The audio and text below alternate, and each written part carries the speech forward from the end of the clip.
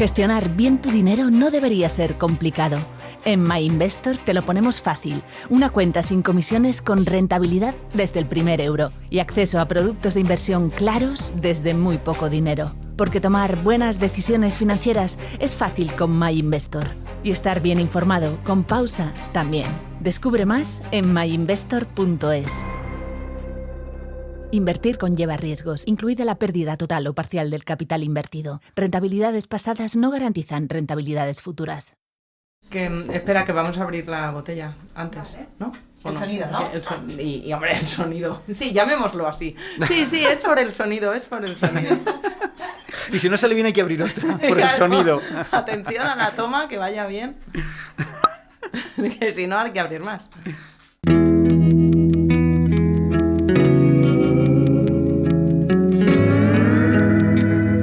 Hola, soy Marta García Ayer y vamos a hacer una pausa. Bueno, esta nos la vamos a beber, porque esta pausa es sobre vino, sobre cómo está cambiando la manera de disfrutarlo y más que va a cambiar.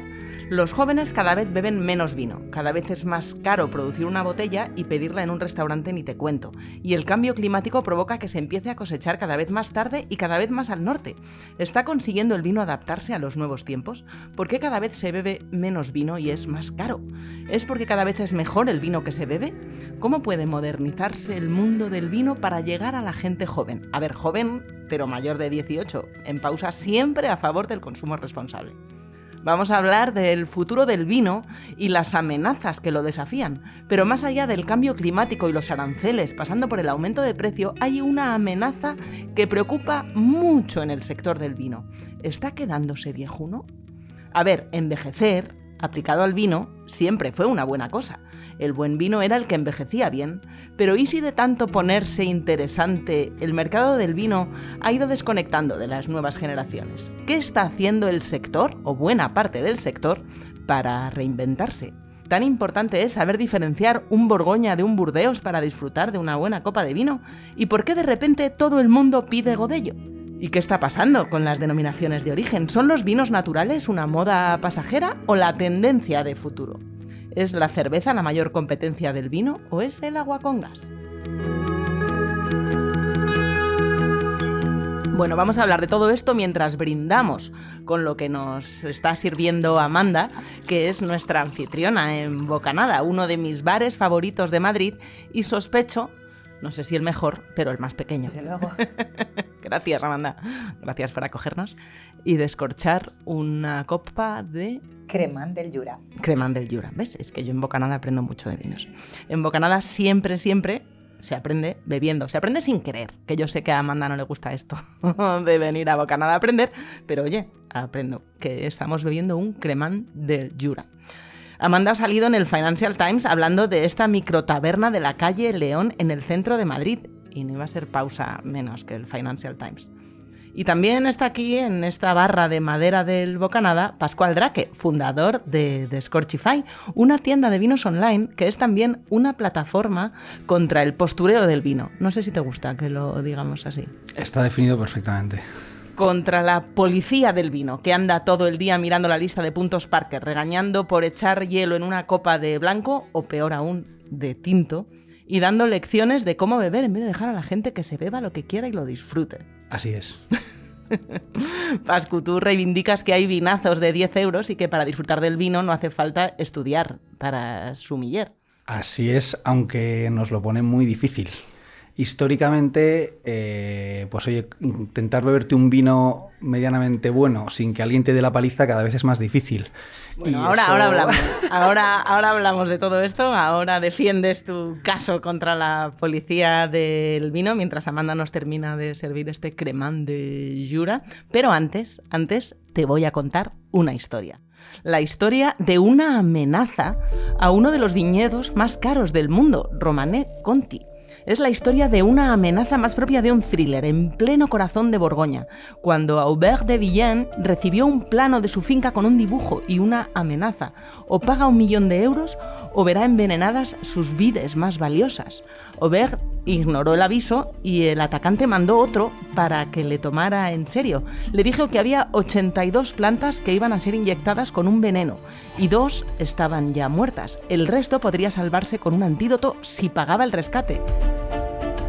Llegó la policía de París, montó una operación digna de una película con billetes falsos, un maletín de señuelo y agentes escondidos entre los viñedos. Al final, el chantajista cayó en la trampa y lo detuvieron y los viñedos estuvieron a salvo. Al final no habían inyectado el veneno en esos 82. Y cualquiera puede volver a disfrutar de un Romanée Conti. Bueno, cualquiera, ¿no? Cualquiera que tenga varios miles de euros para una de las botellas más cotizadas del mundo. No sé, ¿por qué gastarse un pastón en una final de la Champions está mejor visto que en una botella de buen vino? ¿Podemos realmente disfrutar de vinos buenos por 10 euros? ¿Hace falta saber de vino para saborearlo? ¿Y qué nos estamos perdiendo cuando la única duda es si Rioja o Ribera? Y lo más importante de todo, Pascual, ¿qué hacemos con la policía del vino? Huir lo más rápido posible. Es verdad que el vino es un mundo interesantísimo, pero muy dado a que te den la turra si te descuidas, ¿no? Así es, y desde hace muchos años además, por desgracia, porque al final cuando tú te pones un poco a ver las historias que hay detrás de las bodegas y de los vinos, te das cuenta de que hay historias mucho más bonitas, personales, interesantes, familiares, de territorio, que como nos suelen trasladar el vino, y es una realidad. Pero no sé muy bien por qué la manera en la que la mayoría, pero tanto bodegas como, pues sobre todo desde las bodegas los distribuidores, se empeñan en trasladarnos el vino de tal manera que tenemos que ser expertos para disfrutar de un vino. ¿Tú crees que esto hace que haya gente que no se pide un vino por no quedar mal en una cita? Lo típico que dices, me voy a pedir un vino pero no tengo ni idea, a ver si me van a hacer una pregunta que no sepa responder, una cerveza. Yo creo que no solo, seguramente sí haga que alguien no lo tome, seguramente haga que nadie quiera elegir la carta de vinos cuando llega a la mesa. De hecho es como como la moneda falsa que va pasando, en plan, no, yo no, por no cagarla, aunque te apetezca uno. Y lo que sí ocurre muchas veces es que hay gente que no se atreve a llevar un vino a una casa, dice, mira, me llevo un six-pack de cerveza que nadie me va a preguntar, y lo llevo de regalo, llevo un postre, nadie se le ocurre decir llevo el vino. Eso es lo que ha provocado, y es una pena. Es un riesgo. Sí, hay mucha, pero esta pedantería, entonces... ¿por qué no nos la terminamos de quitar de encima? Tú desde Descorchify he de decir que haces todo lo que está en tu mano para reírte de la policía del vino y de todos los que regalan para Navidad el termómetro. El termómetro del vino, efectivamente, sí. Sí, bueno, porque al final se ha montado un marketing de gadgets alrededor que ya es como el colmo, ¿no? Cuando yo aquí desde Descorchify defendemos de que si a alguien le gusta el vino, si quiere regalarle algo, regálale vino. O sea, regálale algo, yo que sé, que no se espere, o regálale un formato especial, o regálale un champán tan cojonudo como el que nos han puesto hoy aquí, o sea, regálale algo de ese estilo. Uy, ha dicho champán. He dicho champán. Ahora va a llegar la vino. policía Eres policía del vino, vino. Marta, eres policía. Que no es champán porque no está elaborado en champán, perdón. Bueno, un espumoso tan cojonudo como el que nos han puesto, ¿no? Pues vete a una cosita especial. ¿Por qué esto es así? Porque han conseguido crear, digamos, un círculo muy endogámico en el que los que llegan ahí es estupendo, porque y tiene sentido que estén ahí, y hay mucha gente, oye, que es muy friki de esto el mundo del vino, de saber, oye, la última parcela, porque es una doble fermentación, que es la maceración carbónica, porque un vino se tiene que hacer con raspón, no con raspón, es un montón de tecnología que no es mala, pero no nos exijas al otro 90%, por poner un porcentaje de gente que queremos beber vino, no nos exijas meternos ahí. O sea, es como si me exiges saber solfeo para ir a un concierto o me exiges saber historia de literatura para disfrutar de un libro de quien sea. Pues ese es un poco el punto donde unos cuantos estamos por ahí intentando reivindicar oye, podemos disfrutar tranquilamente sin saber exactamente lo que hay dentro de la botella. Es que debe ser uno de los pocos ámbitos en los que el marketing, en vez de querer atraer más gente, les hace sentir excluidos de su exclusividad. Completamente. De hecho, si haces un pequeño estudio, que a mí me tocó hacerlo cuando montamos Descorchify, la mayoría de las tiendas, webs, clubs, etcétera, su claim es aprende de vino conmigo. Y es como, porque es que no quiero aprender de vino, yo solo quiero vino. Entonces es como, déjame en paz, ¿sabes? O sea, de hecho no quiero aprender nada, ¿sabes? O sea, déjame disfrutar y ya está. Efectivamente, es un marketing bastante, bastante contrario a lo que yo creo que el usuario final puede sentir que le atrae. ¿Y cuál sería el decálogo para desenmascarar a la policía del vino? ¿Cómo reconoces cuando aparece alguien en una cena? ¿Qué tiene que decir para que tú le tengas fichadísimo? Es un secreta. Vale, yo tengo la mala suerte de que como me dedico a comprar y vender vino, siempre que voy a una cena en la que hay alguien que supuestamente sabe de vinos, me lo ponen al lado. Y es lo peor que me puede pasar, ¿sabes? Porque es como, ¿por qué me haces esto? ¿Sabes? No se lo puedes poner a otra persona. Pero bueno, Pero sí me pasa alguna vez...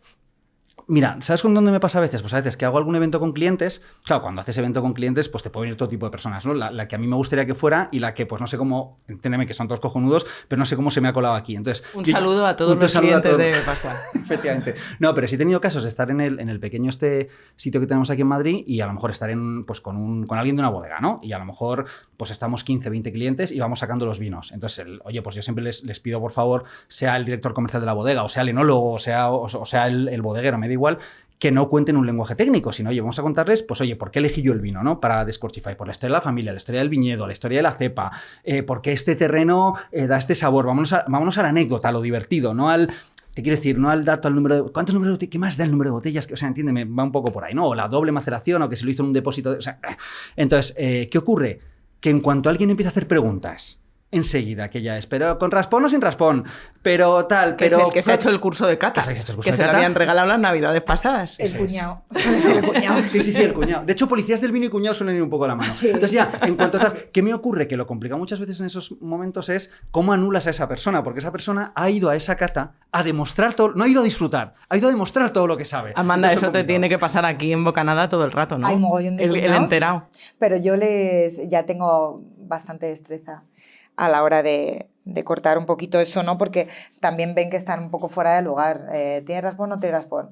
Pues no sé, te dejo el nombre de la bodega y lo investigas. ¿Qué es el raspón? Tengo 500 referencias, no me sé cada vino si lleva raspón o no. ¿Qué es el raspón? Porque a nadie le importa. Si queréis saber lo que es el raspón, le preguntáis a la Vale. bodega. Exacto, le preguntáis a la bodega. Entonces, la policía del vino es el que te está mirando la temperatura perfecta. Pues mira, notas ya cómo coge la copa, notas ya que está mirando el color, que te dice, pues un vino, hombre, pues el color te dice, pero más o menos, hombre, pues te dice si está envejecido más o menos envejecido, porque a lo mejor está envejecido a posta y tal. A la hora de, pues en lugar de beberlo directamente, digamos que lo cata, notas que pues yo qué sé, pues como que hace medio gárgaras, esos ya son un poco lo más frikis, o que notas que abren un poco más la boca para que les entre el aire y tal, que no está mal, pero no en todos los ambientes es lo ideal, Esos ¿no? segundos aparte se hacen horas. ¿No? Es como, pero que tengo más cosas que hacer. Dime si te gusta o no te gusta, simplemente. Y son los del decantador, ¿no? Bueno, a ver, el tema del decantador es que del decantador puedo estar hablando aquí horas. O sea, a mí los decantadores me divierten mucho en cuanto a que son divertidos, son un artilugio que mola mucho. No sé, de hecho, lo malo que tiene es que suelen ser muy caros y se rompen muy rápido. Pero sí que es cierto que, joder, el decantador está bien para vinos que necesiten ser decantados. Sí, yo que lo he son... usado muchas veces. Claro, no, si yo en casa tengo un decantador y en la ofi tengo un decantador, pero se usa para cosas muy determinadas de un vino a lo mejor que lleva X tiempo encerrado y lo que tienes que hacer, pues como la lámpara Aladín, tienes que frotarlo un poco para que saque todo su sabor. Pues el decantador sirve para eso. La movida es que ya está. Y normalmente el 90% de la gente no tiene en casa vinos de decantador. Y ahí está el decantador.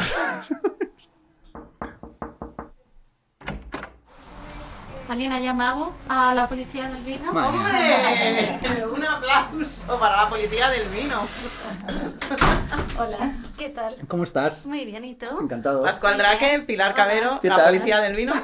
Hola. Bienvenida a Pausa. Muy bien. Amanda es nuestra anfitriona. ¿Qué tal? Y Ana y Sergio que están haciendo. Encantada. Ponte cómoda Sí, y voy si a te hacer portas aquí. bien y no criticas la temperatura del vino, a lo mejor te ponen una... El vino está a una temperatura perfecta. ¿No? Más allá de todo. Más allá de todo. La duda ofende, ¿no? Claro. ¿Qué tal? Pues nada, muy bien. Aquí, ¿Sí? hablando de policía del vino. Pues por eso he entrado yo, es Claro. que lo he Por detectado. alusiones, por sí, alusiones, sí, por sí, alusiones. sí, sí. Jo, pues Pilar, muchas gracias por venir. Nada. Oye, Pascual estaba un poco intranquilo Ah, sí. viendo que había un micro de más Ah, ya. y Claro. otra copa y... Has dicho, ay madre, ¿quién viene? Pero bueno, es una policía chill, ¿no? No, no, me estaba Soy esperando... poli buena, Pilar, no soy... me estaba esperando algo... Vamos a ver. me estaba esperando, conociendo a Marta, me estaba esperando algo mucho peor. ¿Ah, O sea, sí? o sea, de hecho, hasta agradezco que estés aquí. Qué bien, qué bien, qué bien. Se ha relajado, Qué es verdad. bien. Pensaba que iba a venir el Me he FBI relajado. del vino, pero solo No, no, es... vengo en son de paz. Son los municipales. No, hombre, o sea, yo a Pilar además la leo. O sea, que es un poco... Por Qué bien. O sea, sí. Yo a ti también. Este es el ¿Qué? viejo truco. Oye, 2 polis buenos no me vale, perdóname. Empezar El viejo enfadado, truco de discutir. hacerle la pelota a la poli cuando No. te para. Y Tienes te toda pide la los razón, papeles. tienes toda la razón. El de, uy, Señora señora agente, señora agente, agente, señora agente. sí, Sí, señora agente. eso lo hemos hecho todos. Claro, Sí. efectivamente. Pues Pascual, sabrás que Pilar fue sumiller en el Can Roca. Es crítica de vinos y jurado de los, esto lo digo bien, Pilar, espero que sea policía del vino, no de la pronunciación, del Decanter Wine World Awards, del International Wine Challenge Industry Awards Spain, miembro del Consejo de Madrid Fusion Wine Edition, de la Academia Madrileña de Gastronomía, y es la crítica de vinos de ABC, donde elabora la guía de los mejores vinos de España. Vaya, una policía del vino en toda regla, de esas que hacen las guías de puntuación del 1 al 100 que tú tanto criticas en cada una de tus newsletters. Cantada encerrona. Y ahora, fight. ¿Por dónde empezamos?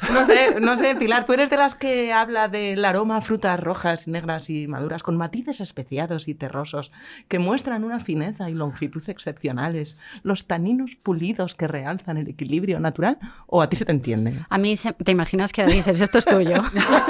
Esto que acabo de leer lo has escrito tú. No, a mí se me entiende. Uno de los libros que te he dejado, que es de Eric Asimov, el de How to Love Wines, me hace mucha gracia porque Eric Asimov afirma que las notas de cata en el mejor de los casos son innecesarias y en el peor son pretenciosas. Y yo creo en eso mucho, y entonces siempre en las columnas intento que la información organoléptica sea la mínima posible y que sea muy fácil de entender, porque además partimos de la base de que ya está más que demostrado que cada uno percibimos de una forma, cada persona tenemos un abanico completamente distinto de registros de aromas y de sabores, y dependiendo de dónde has nacido, de dónde has crecido, de en qué ambiente te has criado, y entonces que son cuestiones tan subjetivas que es imposible conectar con alguien diciéndole que huele a higo chumbo o a lechuga, ¿sabes? Entonces es algo que te aleja ya de entrada porque yo me he criado en Aragón, donde hay unas frutas determinadas, pero otra persona que ha crecido en Colombia pues ha comido y ha olido otras flores y otras frutas totalmente distintas. Entonces ya entras en un abanico que ya de entrada te va a separar de muchos consumidores y consumidoras. Entonces tiene que ser pues lo mínimo posible. Yo siempre intento que esa parte sea, y centrarme más en la intención del proyecto y en la filosofía del proyecto y en la elaboración, que eso sí que es algo 100% demostrable, y que en cuestiones ya pues puramente subjetivas. Bueno, yo para venir a esta pausa he estudiado más que para la que hicimos el otro día de sobre geopolítica, ¿no? Te lo puedo asegurar. O sea, os he pedido a cada uno de los dos que me recomendarais libros, y me encanta porque no pueden ser un rollo más distinto. Pilar me ha recomendado, que por cierto se lo decía Amanda, me estaba encantando del crítico de vinos del New York Times, el How to Love Wine, y un atlas de sommeliers, Día de Sommeliers, Atlas of Taste, y el que más me ha gustado, ¿Quién teme a Romané Conti? Que Pascual me decía que a él también le había gustado. Él no sabe que tú eres la policía del vino de este libro. Ah, sí. Yo hice de la primera vez en mi vida que me pagan por leer. O sea, ya desde que he descubierto eso, solo quiero hacer eso ya el resto de mis días. Y sí, hice de lectora experta, porque la traducción era excelente, pero bueno, siempre hay sutilezas de lenguaje técnico de vino que, claro... de la policía del vino. Exacto. Ahí sí. Fui policía, porque claro, pues esos son términos que si no te dedicas al vino, obviamente se te pasan. Pues son libros muy interesantes estos que me decías, para aprender un poco de vino y de cómo disfrutar más del vino que te gusta y hablar con más propiedad. Y es verdad que todos desmitifican la cosa del vino pedante, pero al final tienen un poquito. O sea, se ríen de ello, pero lo utilizan. Hombre, se nota que saben, porque para reírte de ello tienes que controlarlo. Esa es un poco la historia, ¿no? Claro. Y luego están los que me has recomendado, Pascual, que son para echarse unas risas y disfrutar de ellos. El de Roald Dahl, de la cata, que era un relato. A mí Roald Dahl me flipa y no había leído este cuento magnífico. A mí del que me flipa de este ya no es el cuento en sí, que es un policía del vino en toda regla desenmascarado en una cena. Lo conoces, ¿no, Pilar? Sí, o sea, es un libro maravilloso. Sí. Sino que además esta edición es muy bonita. O sea, de hecho, cómo está dibujada, los dibujos... De hecho, este libro pues, es el libro que más he regalado en mi vida. O sea, me gusta mucho. O sea, a alguien que le guste el vino, insistes, por favor, dejad de regalar termómetros a los que les gusta el vino. Y regalar la cata de Roald Dahl con una botella. Vale. Y dejar los termómetros. Y el de Los Ignorantes, que es una novela gráfica de Etienne Dabodeau, que mola esa iniciación cruzada del dibujante y el enólogo que enseñan al otro cómo es su mundo.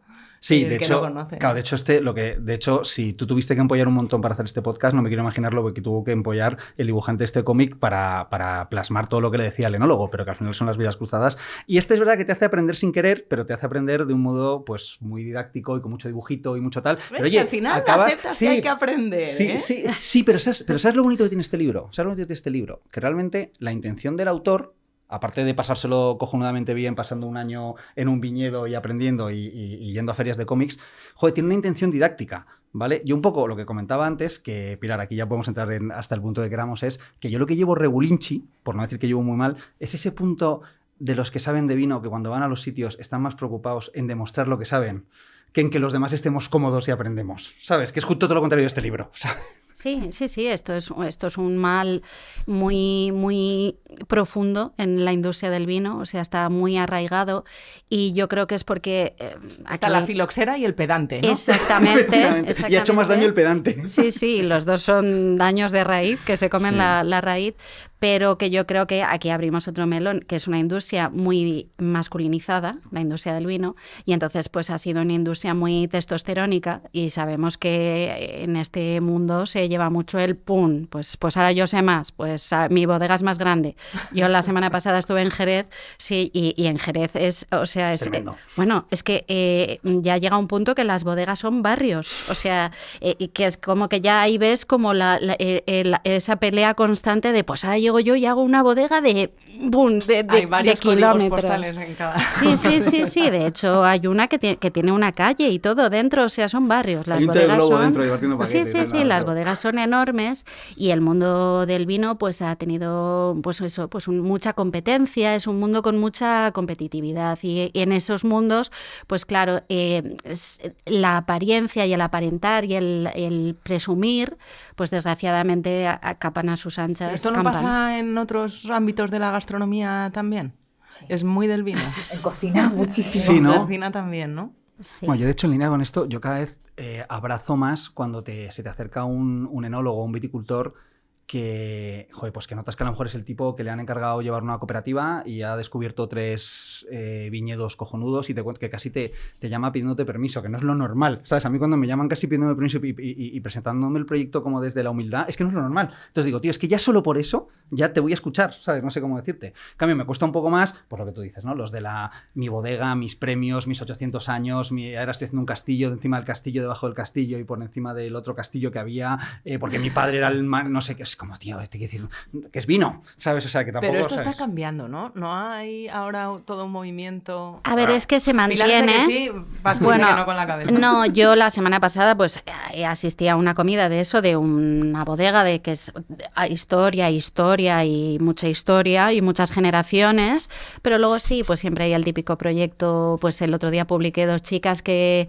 elaboran en la cooperativa de Cataluña, que se llaman Las Amigas, que lo tomamos en Traba, y pues eso, también hay gente que coge, se alquila un tractor, se van a una cooperativa y se pone a hacer vino. O sea, lo que te da esperanza es que es una industria en la que hay cabida para todo y hay cabida para los apellidos y las generaciones y las sucesiones, pero también hay cabida para, oye, gente que dice, pues es que cojo, monto un proyecto, mira, 4 kilos se llama 4 kilos la bodega mallorquina, porque son 2 amigos, bueno, que uno de ellos participa, es el creador del Sonat, pero empezaron con 4 kilos, con 4 millones de pesetas, o sea, es el presupuesto con el que arrancaron el proyecto.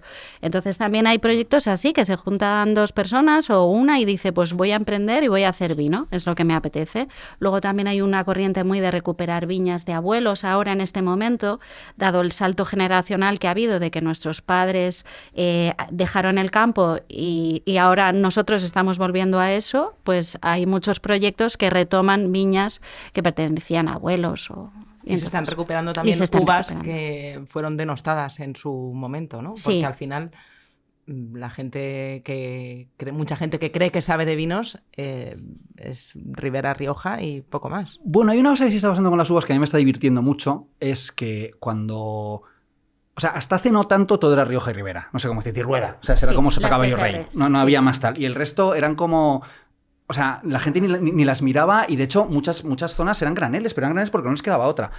¿Qué ocurrió? Que hace unos años, ya me voy a abrir un poco con las fechas, pero no soy tan técnico, pero cuando hubo algunas zonas de estas un poco más emergentes, me da igual que llamemos Valencia, Mediterráneo, que Cataluña, que Andalucía, tal, que quiso un poco sumarse al carro, muchas se pusieron a plantar tempranillo y cosas que creían que iban a funcionar. ¿Qué ocurrió? Que no les funcionó, porque claro, la tempranillo funciona donde funciona, si la sacas de su hábitat, pues no funciona.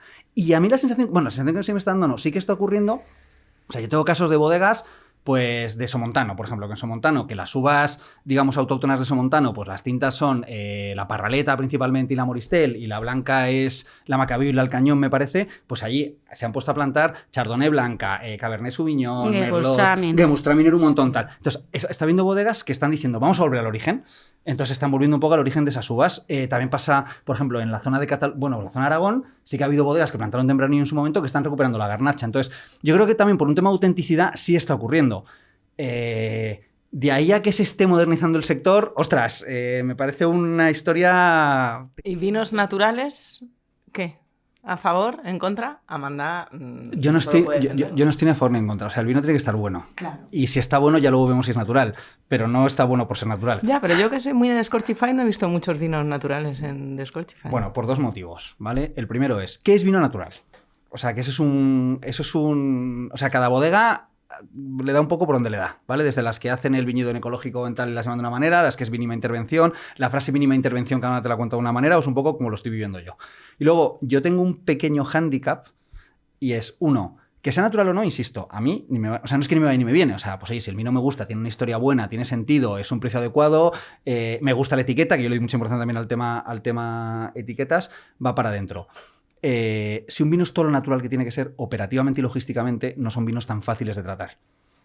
Es la realidad. Entonces, a mí, por cómo funciono, meter vinos naturales también tiene un hándicap. Entonces, se me junta todo. Entre que el hecho de que sea natural me da un poco igual y que operativamente me mata un poco, es verdad que han pasado muy pocos vinos. Y de hecho, lo que comentaba antes Amanda cuando hemos llegado, que justo no me he atrevido a meter en ninguna de las cajas un vino natural de estos de mínima intervención, pues de estos que vienen con las levaduras, etcétera. Y hace poco hice una caja en la que metí 2 ancestrales, 2 pet nuts y un vermut. El vermut es lo de menos. Pero uno de esos ancestrales, un vino ancestral es, o sea, lo voy a intentar decir con mis palabras, pero básicamente es pues como un vino espumoso de este estilo, pero que no hace la segunda fermentación. O sea, que hace la primera fermentación en botella y la segunda no la tiene. Por tanto, si no lo han clarificado, o sea, si no lo han limpiado, va con las levaduras dentro. Entonces, yo he mandado a los clientes un vino que de color parecía un caldo de pollo, ¿sabes? Porque tenía ese color y tenía la levadura dentro. Y no me dio tiempo a explicarles lo que era. Entonces, el primer día ya me llegaban mails de ¿dónde está el colador? Me has mandado un caldo de pollo, no sé qué es como... Entonces, en parte por eso también tampoco los meto, porque digo, es que de hecho tuve que hacerme un vídeo en casa de, oye, te va a llegar un poquito tal porque lo sacas así de la caja. Entonces me lo puse encima, dejé que reposara, ya lo abrí y digo, oye, que para servirlo, con que tengas un poquito de cuidado, pero que esto no es un tema de policía. El vino es, oye, pues tiene pozos, pues sí, pues tiene pozos, pero es que un vino tenga pozos tampoco es malo. O sea, entonces pues ya está.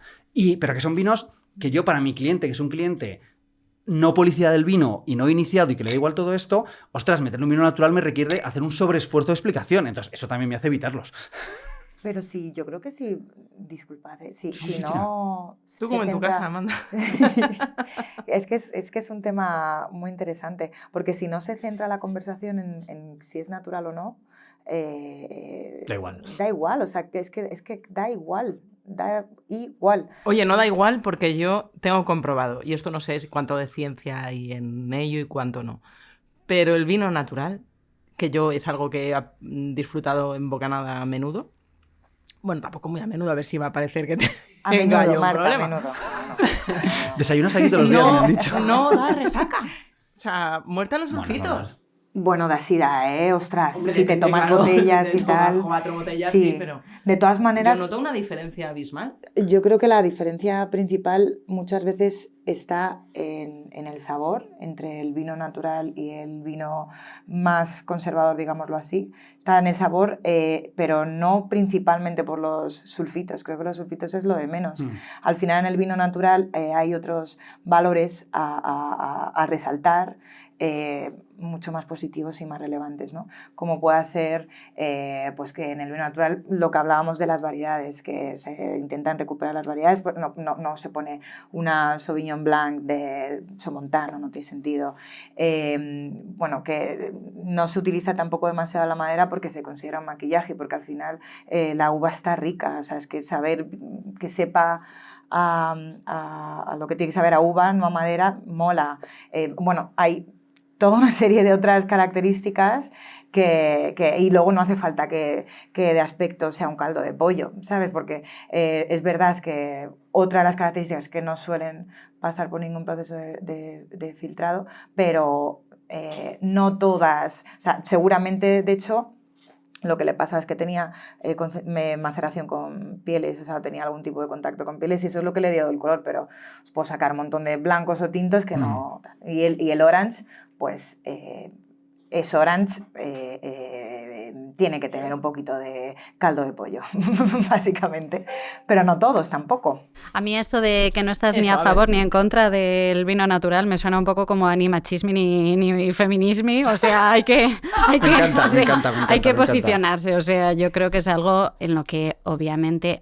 Te he entendido perfectamente y entiendo que como una visión de emprendedor, de que tienes un negocio y tienes que vender vino y no es un local donde vendes el vino físicamente y lo puedes explicar y lo puedes cambiar rápidamente, pues que te resulta más cómodo. Pero yo sí que creo que el vino natural, yo lo amo y lo defiendo muchísimo porque me parece que todo lo que conlleva detrás, o sea, la filosofía que hay detrás y la implicación y las personas que lo hacen, sí que tiene, bueno, pues eso, pues para mí tiene más valor, no solo en storytelling, sino porque yo considero, ya cuando conozco a personas que hay detrás del movimiento natural, pues considero eso, que tienen más afinidad, bueno, no sé, yo encuentro que tiene más valor para mí. Es como, por ejemplo, a mí me encanta la música, me gusta David Byrne, pero además es que David Byrne pues va en bici a todas partes, tiene un medio de noticias optimistas, pues todo eso va a hacer que su música también me guste más, porque me gusta cómo es él, me gusta cómo entiende la vida, y esto me pasa mucho con el vino natural. ¿Y le ves futuro como tendencia? ¿Es una de las tendencias que está reinventando e impulsando el mundo del vino? Sí, ojalá deje de ser tendencia y se consolide, o sea, el mundo del vino nos irá a todos mejor cuando no esté sujeto a modas y a tendencias, que también durante muchos años la tendencia fue lo que decía un señor, una vez más, que era Robert Parker en este caso, y sus gustos personales. O sea, la industria llegó a cambiar para agradar a una persona que luego ya se convirtió en un séquito de personas, pero que buscaban unos patrones en concreto, y la industria se moduló para llegar a esos gustos. Pero ahora estamos volviendo a, pues eso, a la libertad, a que no estemos complaciendo a los puntuadores. Por favor, Pilar, cuéntanos cómo funcionan esas guías del vino. ¿Cómo puntúas? Nadie diría, vete al Prado y ya, qué horror. Ponte a puntuar del 1 al 100, ¿qué te gusta más? ¿no? Es que las meninas o...? Es duro. Yo, o sea, a mí no me gusta. A sus hijos. ¿Cómo se hace eso con un vino? Eso, a mí no me gusta puntuar. Yo aspiro a ser como la madre de Federico Oldenburg, la checa, que era una crítica de vinos argentina maravillosa, que ella tuvo que empezar escribiendo con un seudónimo masculino, pero luego ya firmaba como la checa, y ella no puntuaba porque decía que era como la música clásica, que no puedes puntuar, que es algo que no se acota a un número. Claro. Pero yo todavía pues no soy la checa, desgraciadamente, y entonces tengo que puntuar y me resulta pues muy difícil, muy subjetivo, muy voluble, es complicado, pero sí que es cierto que si lo miras como un baremo para que consumidores que no entienden tanto tengan pues eso, algo donde decir, bueno, pues entiendo esto, unos números, pues sí que tiene cierta utilidad. Pero ¿y cómo hacéis? Es como el bar, pero no con B, con V, digo, como cuando... Sí. A ver cuáles son las características organolépticas, que es la palabra más sofisticada que me he aprendido este fin de semana. Es la que me sé. Porque la otra que decíais ya se me ha olvidado, la que tengo que buscar. El raspón. El raspón. ¿Cómo de objetivo es eso? ¿Cómo de objetivo es una guía Parker y cuánto hay de chanchullos y de amiguismos con las bodegas? Chanchullos hubo aquí en España, vamos, para dar y para regalar. O sea, puede ser el país donde más chanchullos hubo. Hay tradición de vino y de chanchullos. Sí, aquí. la verdad. Y en este caso sí. todo junto, efectivamente. Sí, nos gusta un buen chanchullo. Cuéntanos el chisme, veo sí. que Pascual dice que sí. Sí. Hombre, o sea, pero que no solo es una, sino que... o sea, yo mi punto de vista de las guías, O sea, yo puedo entender el punto, te ayudo pues como un medio de comunicación y te ayudo un poco a ordenar un poco la vida, ¿sabes? Como Claro. un poco con una guía. Como, qué sé yo, la guía de las mejores empresas para trabajar. Como la guía de los libros para trabajar, efectivamente. Me descojono, tía, efectivamente. ¿Explicas ese comentario, por favor? Porque no quiero Esto explicar que lo yo. miren en... Que lo miren en internet. Que lo vale, miren en el pregunta al bodeguero. Que le pregunto al bodeguero, efectivamente. A mí lo que me pasa, que es un poco lo que yo he trasladado a mis clientes, es... o sea, a día de hoy, guías hay todas las que quieras, puntuaciones hay todas las que quieras, y ya no vamos a meternos ya en las medallas esas que se han inventado ahora, tal. Entonces, claro, si hubiera una... que esto es imposible, pero si hubiera una o dos guías, que me da igual que fueran de un medio independientes, que fueran como la mega referencia, diría, oye, son esas. Pero claro, a día de hoy, claro, les preguntas, es que tiene puntos, es que tiene tal, digo, ya, pero es que me gusta mucho decirte de qué guía me fío y de qué guía no me fío, porque además, luego hay una parte... mira, a mí justo las de los medios de comunicación me parecen de las más decentes dentro de lo que cabe porque no os va la vida en ello. ¿Me entiendes lo que te digo? O sea, te quiero decir, pero si hay guías, que no pasa nada, y no voy a dar nombres porque no me apetece darlos. Bueno, vamos a hablar de las que sí, y entonces luego entendemos las que no. ¿Qué guías? ¿Cuál es vuestra guía favorita que decís, venga, ahí sí? Porque, por ejemplo, para restaurantes, pues serán mejores o peores, pero la guía Michelin y los soles de Repsol están muy instaurados como algo que se mira como referencia. En el caso del vino, ¿qué recomendaríais a quienes ahora mismo están buscando a qué atenerse? Aparte de, por supuesto, la guía de vinos de ABC que hace... Esa, por supuesto, Bueno, esa la damos por hecho. Esa, vamos. No, pero yo qué sé, pues Peñín, Gourmets, ¿no? Todas las que tienen un panel de cata detrás, que sabes que bueno, pues eso, que hay varias personas probando los vinos y puntuando. Pero vamos, que ya lo que estamos diciendo, todas son muy subjetivas, todas... Pero una cosa, y perdona que abra este melón. Sí, ¿no? Sí, nos han traído para pelear, además. O sea, que vamos a irnos por un segundo de las guías de medios de comunicación, ¿vale? Vámonos a las guías que son guías, digamos, core, o sea, las que viven de eso, ¿vale? Sí. ¿No es un poco sospechoso que una guía que puntúa vinos supuestamente, subjetivamente, aunque siempre tienes, perdón, objetivamente, aunque tiene siempre la subjetividad, oye, cualquier cosa que puntúas tiene la subjetividad el que la puntúa, que acepten publicidad de los vinos que están catando y que además hagan eventos por los que cobran las bodegas de los vinos que están catando? O sea, ¿no es un poco la mujer del César tiene que parecerlo y aquí no lo parece nunca? Ya, sí. Sí, en realidad es así, pero claro, pues no deja de ser un negocio. Claro, como todo en esta vida, pues al final lo que hay detrás es negocio y personas que viven de esto, de puntuar. Luego a mí me pasa una cosa que o sea, a mí me gusta, de verdad me gusta mucho decirte, este es el gurú al que tienes que seguir o esta es la guía que tienes que seguir. Me cuesta muchísimo, ¿vale? Si te digo que si te limitas a guiarte por los lineales de los supermercados o solo de las tiendas, no es que sean ni buenos ni malos, pero haya llegado el que ha llegado tiene mucho mérito, pero, o sea, que este dato siempre lo digo, en España, según no sé si es la OMV, una de estas, hay, no sé si son 5.000 bodegas y 20.000 marcas o 25.000 marcas registradas, es una locura, y al supermercado, a la tienda de vinos llega lo que llega, o sea, si te limitas a eso, te estás perdiendo algo, o sea, que sí que está bien que trastees más. A mí me cuesta decirte exactamente no sé, un nombre, ¿no? O una guía, ¿sabes? Te decir, pero trastea más, pregunta más, hay que probar más, pero prueba más. ¿qué es lo que hace que una uva de repente se ponga de moda? ¿Por qué de repente todo el mundo empezamos a pedir Godello? Ya lo del Godello es y una cosa, antes sí. era el Ya albariño. Ya estaría, ¿eh? Ya está, ya no hay pero copas para tanto Godello, pero porque que eso es verdad. ni las propias bodegas te lo saben explicar. Mira, yo no sé si te lo contesto, yo estuve en una feria de vinos en Orense de productores pequeños de zona de Ribeira Sacra antes de verano, que me encerraron allí 3 días con pues bodegas que no llegan a las ferias de Madrid, ¿vale? Y tuve la suerte que me invitaron porque quería hacer una caja especial de Galicia con uvas de allí, pero que no fueran conocidas y tal. Y me fui 3 días allí. 4 bodegas me contaron que estaban arrancando mencía. Claro, la mencía, al contrario, como uva tinta se está denostando. Entonces, estaban arrancando mencía para plantar Godello y yo le decía, pero que eso es una decisión que no puedes decir, que tú cuando arrancas un viñedo y plantas otro, que el viñedo te suelen decir que hasta los 3 o 4 años no saca vino, o sea, que es una decisión a largo plazo y te dicen, ya, pero es que la que nos estáis liando en las grandes ciudades con la Godello no tiene ni pies ni cabeza. Pero yo les pregunté, ¿y por qué? Y ni ellas mismas eran capaces de contármelo. Sí, yo creo que muchas veces no somos conscientes de todas las personas que importan realmente en la industria y que se ponen a hacer vino y que eligen una variedad. O sea, obviamente hay actores que son los que mueven un poco el mercado y que de pronto deciden que la uva es esta, que es la que se lleva, se empieza a oír, se empieza a consumir, también ayuda a que sea un nombre fácil de pronunciar. Yo creo en España, o sea, nunca va a triunfar la Gewürztraminer porque nadie lo va a saber pronunciar. ¿Cómo has dicho? Gewürztraminer. Sí, es que es como contraseña del wifi es maravilloso. Sí, bueno, escribirla, Ojo lo que está haciendo Rosalía por el Sauvignon Blanc. Y me dijeron, oye, ¿tú sabías que Sauvignon Blanc se dice Sauvignon Blanc, no Sauvignon Blanc? Y yo dije, pues no, hijo mío, no lo sabía y muchas gracias. Porque vamos a tener que regrabar esta canción. Pues sí, vamos a tener que regrabarla y la regrabaremos. Yo sobre eso escribí porque me sentó fatal, porque dije, tía, di Verdejo, di Tempranillo, ¿sabes? Ponnos en el mapa, ¿no? Pero es que le encanta, en España casi no hay. Le encanta el Sancerre y ya lleva años siendo súper consumidora de Sancerre, que es una denominación de Francia, del Valle del Loira, que solamente elabora esta uva blanca, Sauvignon Blanc.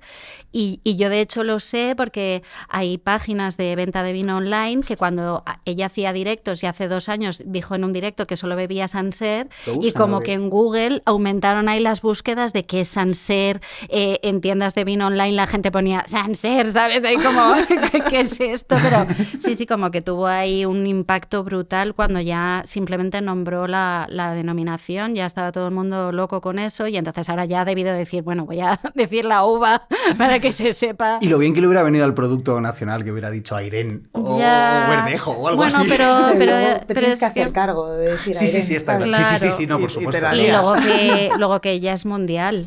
Y respecto a las crisis, a la crisis o las crisis que está viviendo el mundo del vino, ¿cuál sería la que más os preocupa? Porque estos días estábamos viendo que en Francia se están montando unas protestas del copón en el sur de Francia porque están en la mayor crisis, decían, en 5 años, desde por el mal tiempo, el aumento de costes, la caída de ventas, desde el clima hasta los aranceles de Trump y, claro, el granizo y todo el millón de cosas que afecta a algo que sale de la tierra, que no es un producto que se elabore en una fábrica y que se pueda predecir, y hablan de hasta 100.000 puestos de trabajo que pueden perderse en Francia por la crisis del vino. Están pidiendo un rescate los bodegueros. ¿En España estamos tan mal o es que nunca estuvimos tan bien como ellos y esta crisis afecta a mí menos? Lo que más me preocupa es lo disociado que está actualmente en el mundo del vino, el hecho de que es un producto de agricultura, o sea, de que sale de la tierra, como bien has dicho, y que hay que trabajar esa tierra, y que después se vende en muchos casos a precios millonarios. Entonces hay esa dicotomía entre algo que se trabaja con tus manos y que era algo barato y de consumo diario, a viñedos que se venden por 7 millones de euros. Entonces, claro, eso crea una brecha insalvable, que es que hay personas que tienen que trabajar ese viñedo, que tienen que vivir de ello, que tienen que vender uva, que como tú bien has dicho es algo que no puedes asegurar, pero después se manejan cifras desorbitadas a la hora de vender eso y a la hora de comprar un viñedo. Nadie se puede comprar ya un viñedo en Borgoña cuando antes era algo que más o menos heredabas, y aquí en España vamos un poco por el mismo camino. O sea, los precios de los viñedos, a mí me dicen lo que cuesta un viñedo, yo no me lo puedo creer. O sea, ¿cómo puede costar un trozo de tierra esos precios? Y claro, pues si ya el precio del viñedo, luego la uva se paga mal, entonces claro, es como que estás no hay pagando, una correlación entre lo que se pide por el viñedo y la rentabilidad que se obtiene. Exactamente, y lo que se paga por la uva, es que la uva se paga poquísimo, claro. Entonces claro, es que tienes que tener dinero para afrontar elaborar vino. O sea, ¿esta crisis es general en el mundo del vino o los franceses están pagando el pato del hype que tuvieron? No, es general. Lo que pasa que hay grandes fortunas en el vino, pero es una crisis general.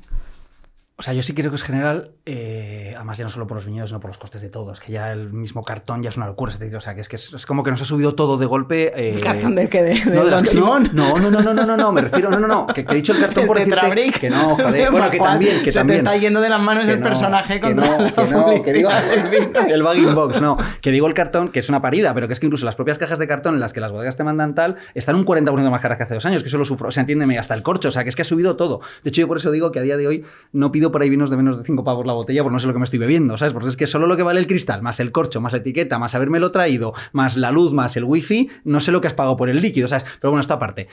Sí creo que es mundial, creo que Francia no es España. O sea, te quiero decir, pero ya no solo por eso, sino por un tema también de consumo, ¿sabes? De hecho, yo creo que España debe ser que para mí el problema está más ahí, ¿eh?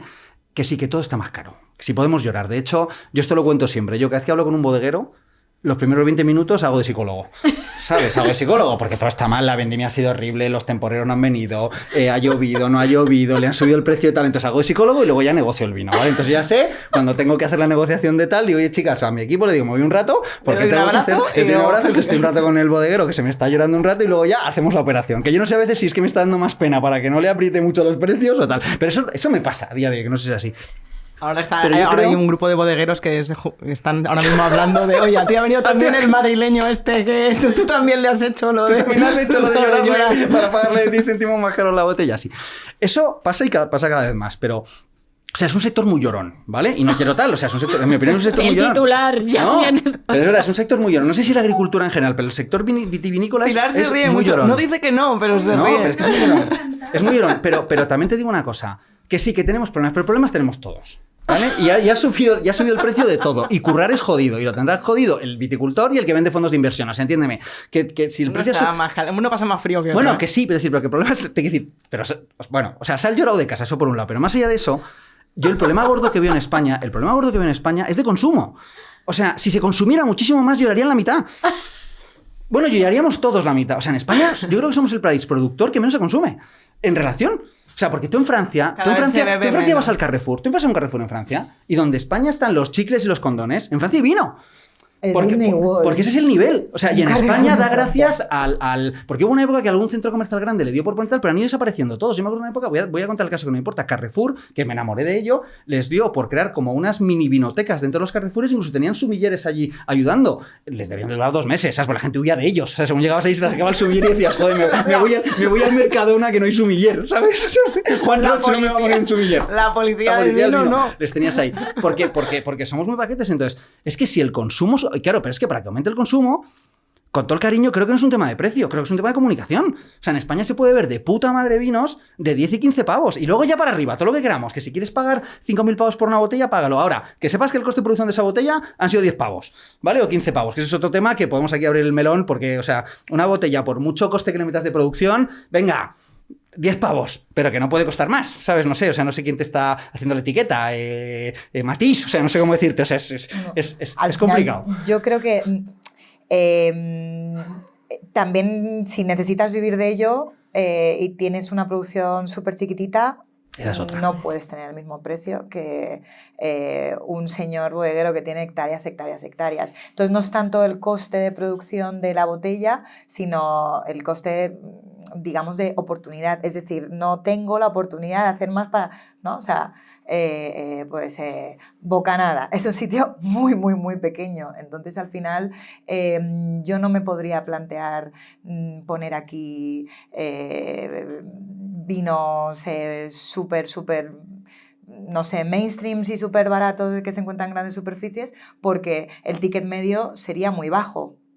Si lo cobro muy bajo, sería muy bajo y yo no podría vivir de ello, ¿no? Pues eso trasladándolo al viticultor, al productor de vino, pues es un poco igual. O sea, no puede costar lo mismo el que hace... O sea, yo estoy de acuerdo con eso. Una persona que hace 10.000 botellas, Claro. ostras, o las vende a 30 o 40 pavos la botella saliendo de bodega, o no Es que no factura ni puede su sueldo. vivir. O sea, eso es una realidad. Pero es que va a estar... ¿Sabes qué? Que ese vino luego va a estar más rico. No lo dudo. Sí, eso. No. Muy probablemente Y que ojalá la gran seamos capaces de llegar a esas historias, pero que dentro de eso, ni todo el público, o sea, en un país en el que cada año se bebe menos vino, Es que esa es otra... a mí me cuesta mucho encima exigirle que se vaya por la historia más esquina y más cara. Es Pero- como, ostras, podemos primero explicarle que somos un país megaproductor, que la mayoría del vino se vende en contenedores, que tenemos que exportar casi todo, que hay bodegas que no las conoce nadie porque el 95% lo exportan. O sea, yo creo que cuando superemos eso, que llevamos 40 años queriéndolo superar, podremos vender estas historias de que la peña pague 40 pavos por una botella. ¿Creéis que cada vez se consume menos vino y la gente joven, que es la que más sale? La gente no bebe nada. Es verdad que la gente joven cada vez bebe menos. Alcohol,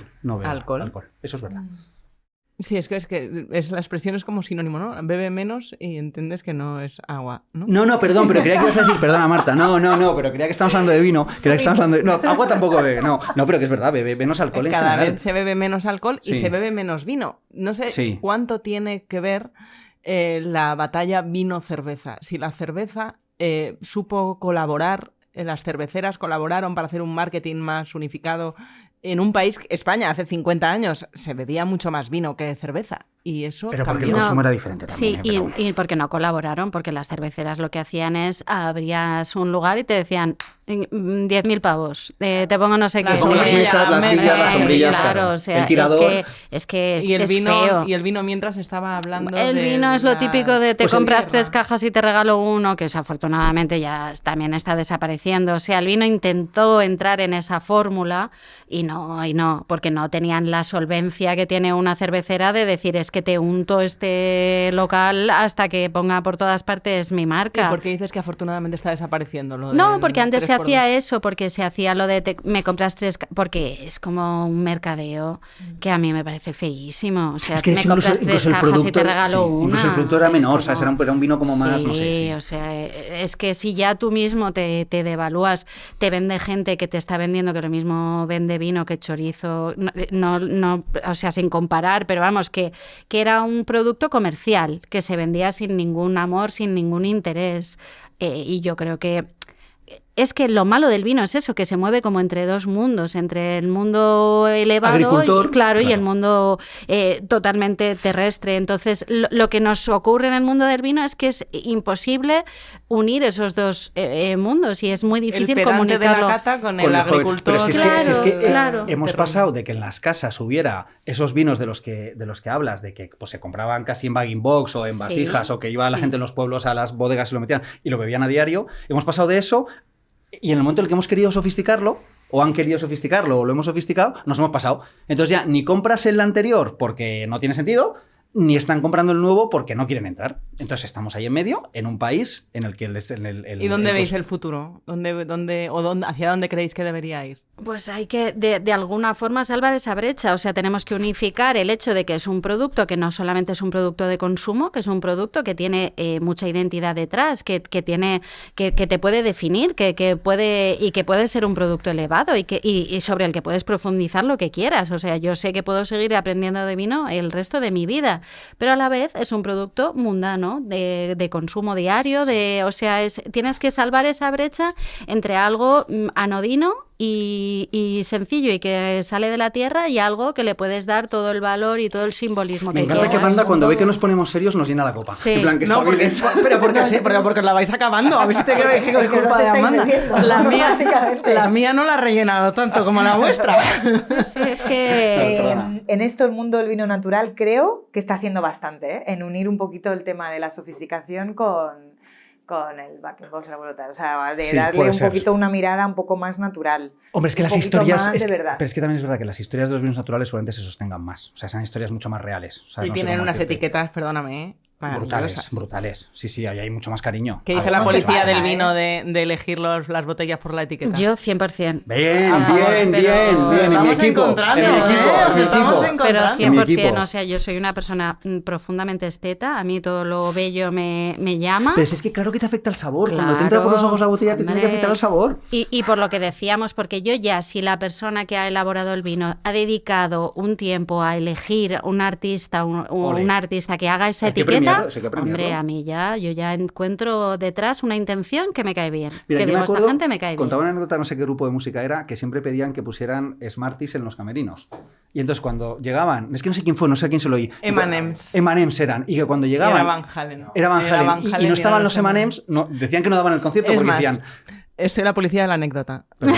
Quería que hubiera un bol con M&M's de color marrón. Bueno, me flipa. O Vale. que, Si o que son no los más hubiera el feos. color marrón. Ah, vale, no, pues eso me entonces, pega más. no, pues lo que sea, entonces cuando no se Típica cumplía... fricada del contrato. Claro, cuando no se cumplía decían, no No tocamos canto. aquí. No, porque decía, si no han sido capaces de cumplir con esto, ya. a saber cómo montar el escenario. Era un poco la historia. Entonces, a mí con las botellas de vino me parece lo mismo. Digo, Sí. joder, en el momento en el que ya le has dedicado, hostia, es tu producto, te has tirado un año entero. O sea, de hecho, dime un producto de la tierra que sea capaz de trasladar lo que ha pasado en un año como lo traslada el vino. O sea, el vino es brutal. El vino en una botella te traslada cómo ha llovido ese año, cómo es la roca, cómo es el viñedo, el día que lo vendimiaron. O sea, dime un producto... Ojo que ¿no? se está convirtiendo en la policía del No, vino. no, pero esto es- no, pero esto es El día literatura. que lo vendimiaron, Esto ¿cómo no es- estaba? Bueno, No, pero entiéndeme, bueno, pero se es ha una dicho. policía. Ojo, que eso- ahora ya no que sé no, quién es la pero que esto es policía poesía. del vino aquí. Esto es poesía, Marta.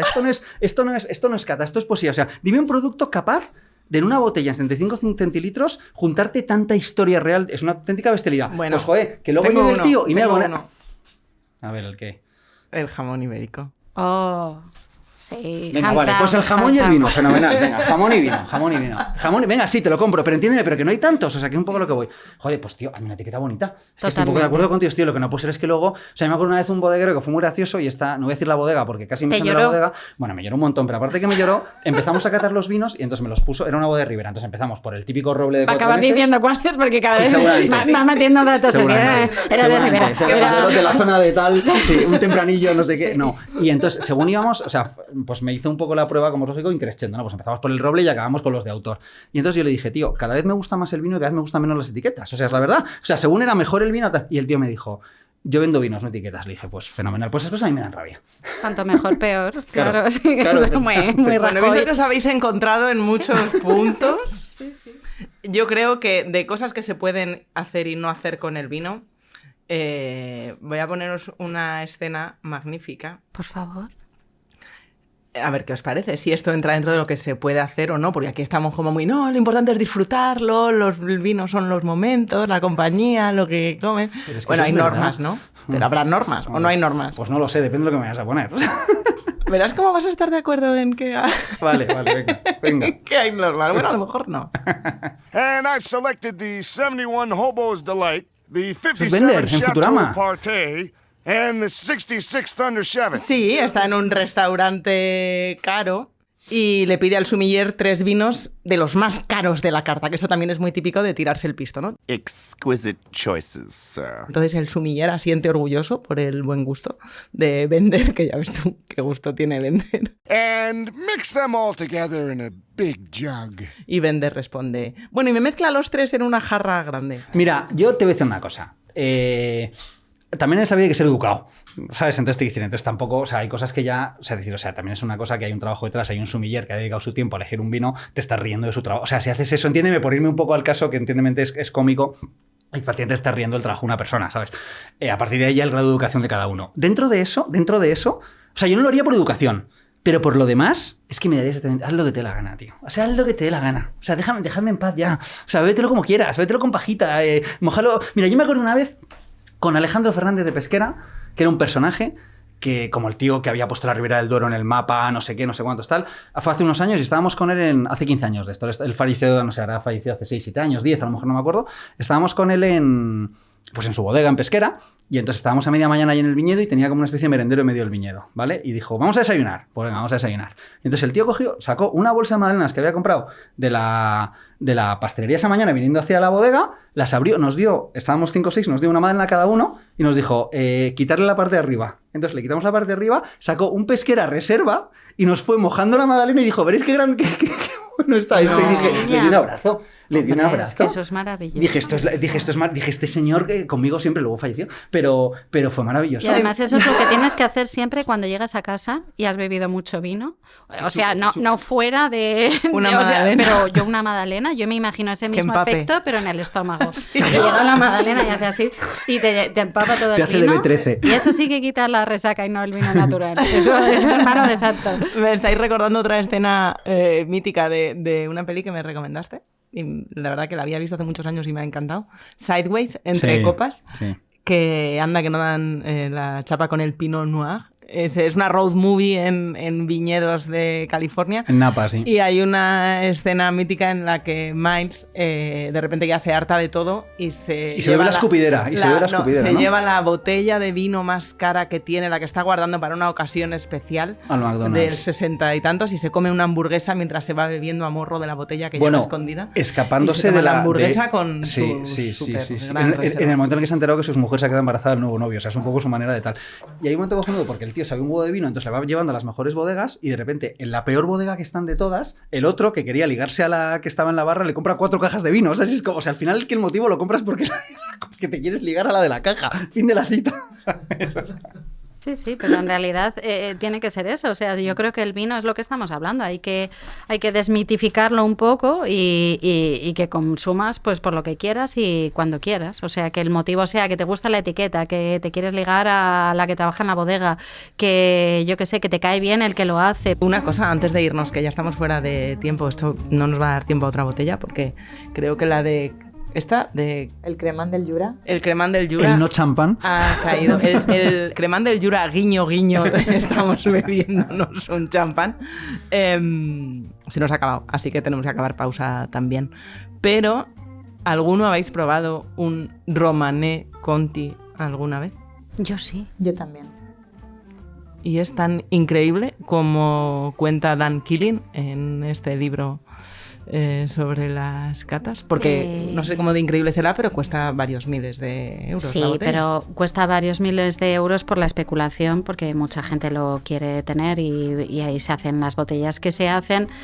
Pero bueno, sí, la verdad es que a mí son vinos que no sé si es porque yo siempre los he catado a etiqueta vista y he sido consciente de que es como si vas al Prado cerrado y te lo abren para ti y estás allí viviendo la liturgia del momento de ver las meninas con la sala vacía de noche, pues tienes esa liturgia de que estás bebiendo una de las obras de arte codiciadas y ya pues te cuadras y te dejas llevar. Es como, pues eso, como estas experiencias en la vida, vas al festival de tus sueños y ves al grupo que deseas ver con la gente a la que quieres, pues el momento te lleva. Y entonces yo cuando he probado Romanée Conti, pues he sentido cosas. A mí me gustó también, pero exactamente por lo mismo, porque era un momento muy especial y se le hizo todo un evento alrededor del vino. Entonces sí que lo disfruté. Ahora también es cierto que yo no lo pagué, entonces, claro, eso ayuda. Bueno, Pascual, ¿para cuándo un Romanée Conti en Descorchify? Yo creo que por lo que cuesta un precio Romanée Conti, está suscrito a Descorchify como 3 o 4 años, más o menos. 3 o 4 años. Qué bien metida la publi, ¿eh? O sea, estaba pactado, ¿no? La policía del vino a prueba, ¿eh? Ha sido... Sí. Oye, muchísimas gracias, chicos. Vamos a brindar. Ay, pues sí. Con copas vacías, porque hemos bebido todo. Nos hemos bebido todo. Oye, Amanda, muchísimas gracias. Gracias.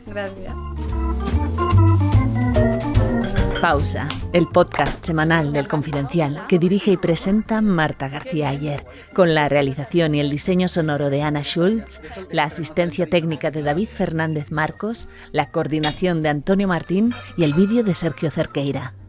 Oye, ¿era lo que querías más o menos o no? No, hay que volver a grabarlo, abre otra vez. Hay que abrir otra. Esto no hay que repetir la toma, hay que empezar otra vez. Sí, es que no hemos ahora quiero un... nada, ¿no? Pueden ser Quiero peleones, un hora. Al final ¿Nos habéis puesto de acuerdo? No olvides suscribirte a la newsletter de Pausa, con recomendaciones y contenidos exclusivos de todo lo que comentamos en el episodio. Encuentras el link en la descripción de tu plataforma de podcast.